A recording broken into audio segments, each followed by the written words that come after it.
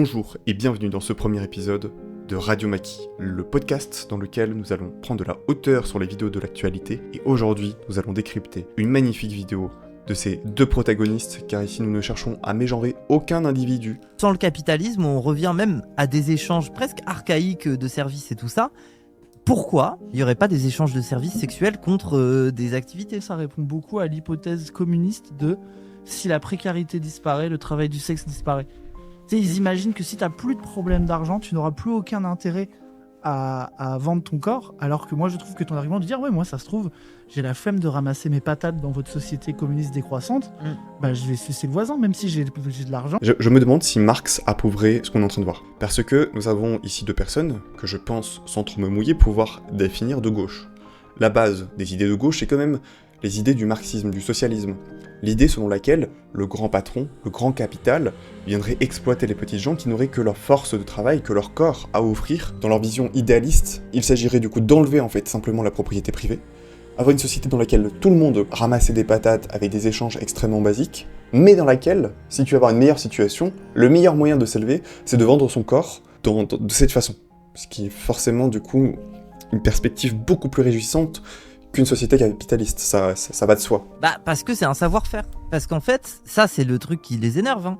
Mais c'est revenir au fait que le sexe est d'abord un savoir-faire. Fondamentalement, si on parle de ça en tant que savoir-faire, on est obligé de dire ça. On est obligé de dire qu'il y a des gens qui ont des facilités pour le faire, qui ont de l'expérience et de la technique. Et donc du coup, c'est acceptable. S'il y a des gens pour qui c'est une facilité, pourquoi est-ce qu'ils ne feraient pas ce en quoi est-ce qu'ils sont bons, plutôt que ce en quoi ils sont mauvais, même si c'est quelque chose qui est simplement différent. Voilà, c'est un travail comme un autre après tout. Eh bien, pourquoi est-ce que alors ils en font tout un pataquès lorsque une personne, parce que par les événements de la vie, est née en héritant par exemple d'une certaine fortune, et en ayant une certaine habilité pour faire fructifier cette fortune, décide de l'utiliser, parce que c'est quand même un savoir-faire, hein. Il y en a qui ont commencé à 16 ans à avoir un super héritage de papa et maman, et donc du coup ils ont décidé de pouvoir faire fructifier le fruit de ce travail-là. Et du coup ça crée des immenses entreprises, et c'est ok. Parce que Bernard Arnault par exemple, s'il a la flemme, par exemple, d'aller ramasser les pommes de terre dans ta société communiste décroissante, et il peut très bien se dire que il va utiliser l'héritage de papa et maman pour pouvoir construire un empire du luxe mondial. Je sais pas, une meuf qui fait de l'autostop et qui se retrouve un soir sans logis, mais qui a l'habitude de baiser depuis ses 16 ans, je sais pas, elle a eu un gars qui était hyper horny, elle a appris plein de trucs. Pour elle, c'est pas compliqué d'aller voir un bozo, un œil, et de lui dire héberge-moi, je te branle. Ça, ce scénario-là est totalement ok, il n'y a aucun acte de domination. Par contre, là, il n'y a pas longtemps, c'était le 1er mai, un employé qui accepte volontairement de travailler le 1er mai, en plus en étant payé plus cher, là, c'est scandaleux. C'est un acte de domination patriarcale et capitaliste. Évidemment que l'employé ne peut pas choisir librement de travailler, que c'est une pression de son employeur. C'est évident. Du coup, c'est pour ça qu'il faut interdire et protéger nos acquis sociaux. Mais par contre, une jeune femme qui se retrouve toute seule au milieu de la nuit, avec un individu pareil qui s'arrête à son niveau et qui lui propose de la raccompagner chez elle, si jamais cette femme-là se retrouve à accorder des faveurs sexuelles, ce sera fait en tout état de cause, en toute liberté, et à aucun moment cet individu ne lui aura supposé ou influencé en quelque manière que ce soit la moindre pression. Eux, ils envisagent pas que tu puisses trouver ça ok de baiser pour avoir un appart, pour avoir un gramme d'héroïne. Moi, j'ai sucé des queues qui puaient pour de l'héroïne et c'est ok. J'arrive totalement à envisager ce que tu me dis, mon coco, protagoniste aux cheveux courts. J'envisage totalement le fait que tu puisses proposer tes prestations en échange de n'importe quel bien ou n'importe quel service à partir du moment où c'est consenti entre deux adultes. Et je ne vois pas qu'est-ce que moi je vais venir y mettre mon avis dessus, mon jugement dessus, ça te regarde. Sauf que ça implique deux choses. Premièrement, ça implique une entière responsabilité. Car tu précises que dans les prestations que tu as eu à fournir, tu fais référence au fait que ça s'est fait dans une ambiance odorante plutôt assez putride. Ce qui n'est pas sans rappeler peut-être un certain problème d'hygiène. Et vois-tu, même si je te considère totalement libre d'agir comme tu l'entends, il se trouve que si tu as un problème de santé dû au choix de vie que tu as, je ne trouve pas moral que la communauté, au travers de la sécurité sociale, au travers de toute cette cotisation, vienne financer les choix qui peuvent entraîner certains problèmes de santé. Que ce soit du coup les pratiques que tu as plutôt odorantes ou la consommation de drogue, ça peut altérer ton jugement, encore une fois, c'est toi que ça détruit, c'est toi que ça regarde, je ne suis pas un père la pudeur, je ne suis pas un père la morale, alors libre à toi de faire ce que tu veux de ton corps. Cependant, si jamais tu venais à avoir 30-40 ans, un problème de santé extrêmement grave qui t'amène à l'hôpital, ou encore des problèmes de démence qui t'amèneraient à devoir passer le reste de ta vie dans un hôpital psychiatrique, eh bien j'aimerais que, en même temps que la liberté qu'il te serait accordée, tu sois prêt à en assumer aussi la responsabilité. Et en l'occurrence, c'est-à-dire d'être prêt à assumer les frais financiers que cela engendre.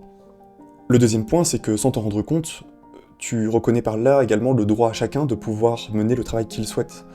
Si, dans ta vision des choses, tu peux proposer tes faveurs sexuelles en échange de biens ou de services, et que cela se fait sans aucune contrainte, eh bien alors pourquoi est-ce que tu n'arrives pas à envisager le fait qu'il y ait des individus qui puissent travailler pour une entreprise dans laquelle ils gagnent un salaire, et que cela puisse se faire non seulement sans la contrainte, mais que pire, ils puissent aimer le travail qu'ils font.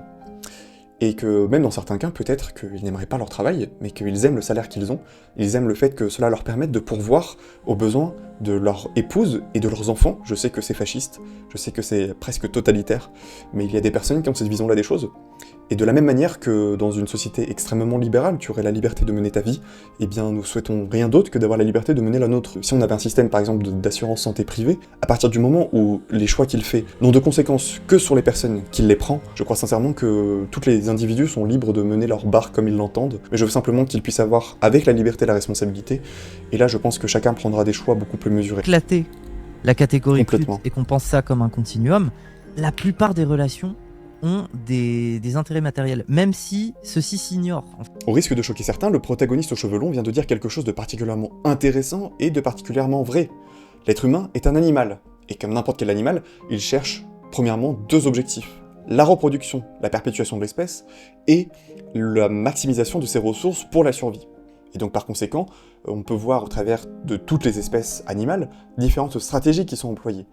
Par exemple, nous avons chez certains animaux la volonté pour le mâle de partager sa semence au plus grand nombre. Ici, l'objectif, c'est la quantité. Il y aura certes quelques pertes, mais la quantité compensera largement. Chez d'autres animaux, on va privilégier la monogamie. Un long choix, une sélection particulière du partenaire, par exemple chez les oiseaux, où le mâle va devoir montrer à quel point qu'il est beau, qu'il est fort, qu'il est en bonne santé, montrer qu'il a des capacités reproductives de qualité. Il va devoir également être capable de construire un nid pour accueillir les petits. Et en même temps, on le voit chez les êtres humains. Et c'est pour ça que je suis d'accord avec le protagoniste aux cheveux longs. On voit chez certaines civilisations une volonté de privilégier la polygamie, pendant que d'autres civilisations, comme la nôtre, la civilisation blanche, a préféré privilégier la monogamie, la qualité plutôt que la quantité. Et qu'on le veuille ou non, que ce soit le mode de vie monogame ou le mode de vie capitaliste, pour ce qui est de l'accumulation des ressources, c'est montré, en ce qui concerne l'Occident, être le moyen le plus efficace pour la survie de l'espèce par rapport aux autres modes de reproduction, pour se prémunir des moments difficiles. Ah, et puis j'y pense aussi, par simple apport culturel, j'aimerais rappeler aussi qu'il y a un autre mode de reproduction qui existe, c'est celui des poissons. On partage sa semence dans un grand marasme liquide, et puis ça se dépose en pellicule dans le fond de l'océan, et puis par chance, si les deux se mélangent, ben peut-être qu'il y a quelque chose qui peut en sortir à ce moment-là. Vous préférez avoir un taf où vous avez beaucoup de journées de télétravail, comme ça vous pouvez jouer à TFT, bah il y a des gens qui préfèrent aller sucer des bites. C'est des questions de tu fais un accord entre ce que la société capitaliste t'oblige à faire pour survivre et ce que toi t'arrives à gratter le plus possible dans le réel selon tes moyens, tes qualifications, tes compétences, ton réseau, qui est le truc où tu permets d'avoir accès aux prérequis du capitalisme sans... C'était pourtant bien parti, c'est dommage, c'est dommage. Écoute, protagoniste aux cheveux courts, j'imagine bien que lorsque tu proposes un échange entre tes faveurs et ton gramme d'héroïne, pour que tu puisses obtenir ton gramme d'héroïne, tu dois accomplir les faveurs pour lesquelles tu t'es engagé. Ça te semblerait normal. Eh bien alors pourquoi est-ce que tu trouves ok qu'un employé qui travaille dans une entreprise qu'il a choisi librement, en ayant un accord avec son employeur, qu'il le paye en échange d'un travail fourni, tu trouverais ça ok que pendant ses heures de travail, il joue à un jeu vidéo? Ça va pas du tout, ça va pas du tout. Je suppose que toi, au moment où tu as convenu d'un jour et d'une heure pour proposer tes prestations, si tu sors ton téléphone pour jouer à Candy Crush, ben ça va pas aller, tu vas pas avoir le droit à ton gramme d'héroïne. Donc du coup, là c'est pareil. Si encore une fois c'est ce que tu veux faire de ta vie, eh ben grand bien te fasse. Mais d'un autre côté, n'encourage pas les gens à ne pas respecter leur part du contrat. Parce que toi-même, tu n'obtiendrais pas ce que tu veux si tu ne respectais pas ta part du contrat. Donc un petit peu de sérieux, on revoit ces manuels de capitalisme et de libéralisme, on va les relire un petit peu Adam Smith et Tutti Quanti, ça ferait vraiment du bien, je pense. Tu fais un accord entre ce que la société capitaliste t'oblige à faire pour survivre et ce que toi t'arrives à gratter le plus possible dans le réel selon tes moyens, tes qualifications, tes compétences, ton... Donc sa définition là de la survie, c'est de parler dans un micro à plus de 300 €, d'avoir un casque qui doit être à peu près dans les mêmes eaux, d'être dans un canapé qui a été fabriqué en Chine, de pouvoir bénéficier en même temps de diffuser son contenu au travers d'une entreprise américaine extrêmement capitaliste, qui tourne sur des serveurs fabriqués également par des entreprises capitalistes, le tout en portant des vêtements aussi construits par une société capitaliste, et ça, c'est la survie. Ça, c'est de la survie. Là, on est vraiment au summum de la survie. Ce que tu appelles capitalisme, c'est rien d'autre que la façon dont les sociétés humaines, avec un minimum de liberté et un minimum de respect de la propriété privée, sont capables de construire ensemble. Mais ça n'a rien du tout à voir avec ce que tu es en train de dire. Tu es en train de confondre l'obligation que te poserait un soi-disant système capitaliste oppressif avec simplement des besoins vitaux. Parce que les animaux, dans la nature, sont victimes du capitalisme. Ils se réveillent le matin, ils ont besoin de pouvoir bouffer en fait pour survivre le soir. C'est des besoins naturels. Là, en l'occurrence, tu es en train de dire que il faut que tu survives dans une société capitaliste, et en même temps, je rappelle qu'en début de vidéo, tu nous disais que dans une société qui serait communiste, dans laquelle on ramasserait des pommes de terre, ben ce serait aussi ok d'échanger ses faveurs sexuelles en échange de ne pas avoir à ramasser des patates. Ce qui est déjà une forme de proto-société capitaliste en soi, puisque dans une société capitaliste, le principe, c'est que chaque personne peut s'orienter vers ce qu'il désire, vers ce en quoi est-ce qu'il est bon, en quoi est-ce qu'il a des facilités, pour reprendre les termes du protagoniste aux cheveux longs, parce que ce sera plus simple pour lui. Oui, bien sûr que tu ne fais pas que ce qui te plaît quand ça te plaît. Oui, on est sous le capitalisme et on... Eh bien, voilà, je vais vous quitter sur ces magnifiques paroles, parce que quand ça nous plaît, on peut pas toujours faire ce qui nous plaît. Si en tout cas cette vidéo, elle, vous a plu, je vous laisse vous abonner, mettre un like, me dire dans les commentaires ce que vous en avez pensé, et puis normalement ici, là, t'as une suggestion d'une autre vidéo qui pourrait te plaire. Donc n'hésite pas, à bientôt. Allez. Le gouvernement français connaît maintenant les conditions dictées par l'ennemi. Les racines françaises ne sont pas chrétiennes. Il n'y a d'ailleurs pas une culture française. Les riches sont riches parce qu'ils volent. Vous devez payer un minimum. Ça n'a rien à péter de leur comptabilité. Que le territoire serait totalement occupé.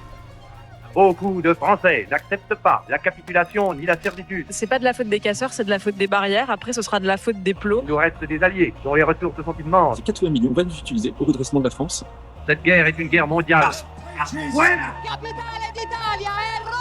L'honneur, le bon sens, l'intérêt supérieur de la patrie commande à tous les Français libres de continuer le combat. J'invite tous les Français qui veulent rester libres à m'écouter et à me suivre. Vive la France, libre dans l'honneur et dans l'indépendance.